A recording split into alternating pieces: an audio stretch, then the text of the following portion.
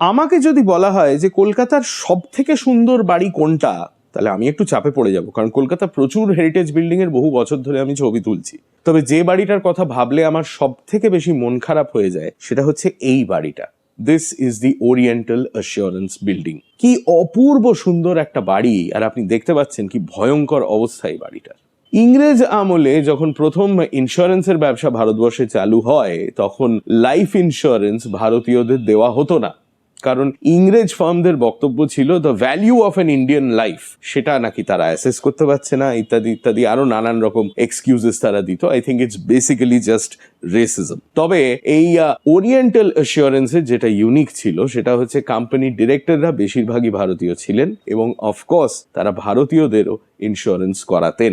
Oriental assurance স্থাপিত হয়েছিল 1874 সালে বোম্বাইতে এবং তাদের কলকাতার এই অফিসটি তৈরি হয় 1914-তে।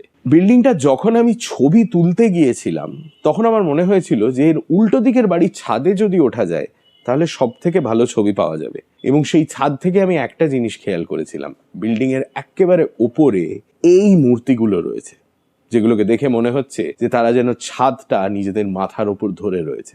কি অসাধারণ সুন্দর একটা বিল্ডিং, আর তার কি অকথ্য রকমের খারাপ অবস্থা। কি আর বলবো, কলকাতার হেরিটেজ, কলকাতার হিস্ট্রি, এই হচ্ছে তার সিচুয়েশন। কলকাতার ইতিহাস সম্বন্ধে আপনার যদি কোনো প্রশ্ন থাকে করে যান কমেন্টসে, আর এরকম আরো অনেক গল্প শুনতে হলে ইনস্টাগ্রামে ফলো করুন আর ইউটিউবে সাবস্ক্রাইব করুন টু হাফ প্যান্ট হিস্ট্রি।